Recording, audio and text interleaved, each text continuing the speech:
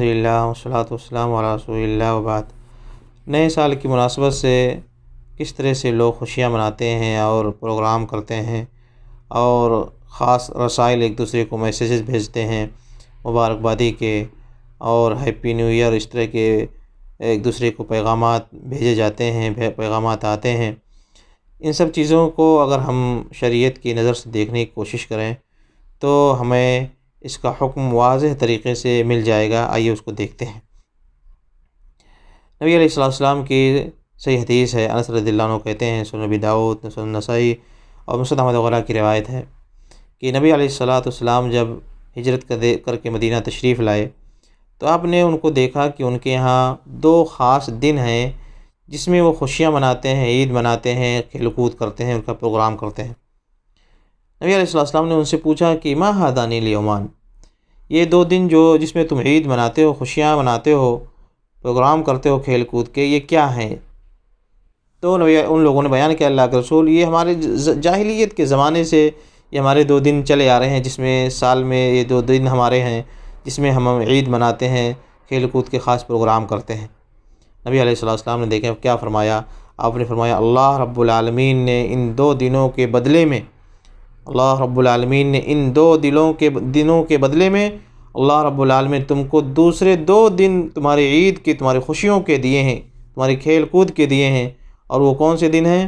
یوم الاضحیٰ اور یوم الفطر، عید اور بقر عید۔ اللہ نے ان کے بدلے میں تمہیں یہ دو خوشیاں دی ہیں، یہ دو عید کے دن دیے ہیں، اس میں تمہیں خوشیاں منانی ہیں، یہ تمہاری عید کے دن ہیں، اور تمہاری کوئی عید اسلام میں نہیں پائی جاتی ہے۔ یعنی جو بھی چیزیں جاہلیت میں تم کیا کرتے تھے ان سب چیزوں کو چھوڑو، رب العالمین نے اس کو ختم کر دیا، اس کو بدل دیا، اس کے بدلے میں تمہیں یہ دو عیدیں عطا فرمائی ہیں۔ اب وہ جاہلیت کے زمانے میں دو دن جو عید کی منایا کرتے تھے وہ جانتے ہیں کون سے دن تھے؟ ایک دن تھا یوم النیروز کے دن۔ یوم النیروز کسے کہا جاتا ہے؟ سال کا پہلا جو دن ہوتا ہے اس دن کو لوگ عید مناتے تھے، خوشیاں مناتے تھے، اور اسی کو یوم النیروز کہا جاتا ہے۔ وہ لوگ اسی دن کا پروگرام کیا کرتے تھے۔ دوسری عید ان کی تھی یوم المہرجان۔ تو یہ جو نبی علیہ السلام نے اس کو ختم کروایا، فرمایا کہ اللہ رب العالمین نے اس کو بدل دیا ہے، اس کے بدلے میں تمہیں دوسری چیز عطا فرمائی ہے۔ آج بہت سارے لوگ اسی چیز کو اب زندہ کرتے ہیں، اور سال کا جب پہلا دن ہوتا ہے تو اس میں خوشیاں مناتے ہیں، عید مناتے ہیں، اور پیغامات ایک دوسرے کو بھیجتے ہیں ہیپی نیو ایئر کے، کہ یہ ہمارا ایک نیا سال شروع ہو رہا ہے۔ یہ جانتے ہیں کیا چیز ہے؟ یہ جاہلی چیز ہے، جاہلی۔ یہ وہ چیز ہے جس سے نبی علیہ السلام نے حدیث میں نصاً منع فرمایا ہے، صراحت ہے حدیث میں۔ نبی علیہ السلام نے بیان فرمایا کہ اس سے کے بدلے میں اللہ نے تمہیں دوسرے دو دن دو عیدیں عطا فرمائی ہیں، اس کو چھوڑو تم۔ اسی چیز سے نبی علیہ السلام نے منع فرمایا، جس چیز کو جاہلی لوگ کیا کرتے تھے، جاہلیت والے لوگ کیا کرتے تھے۔ سوچیں یہ چیزیں جاہلیت کی چیزیں ہیں۔ اسلام سے پہلے کے جو لوگ تھے، جاہل جو لوگ تھے، اور جنہیں دین کے وقت کا کچھ پتہ نہیں تھا، وہ ان سب چیزوں کو کیا کرتے تھے، جس کو اسلام نے آنے کے بعد ختم کر دیا۔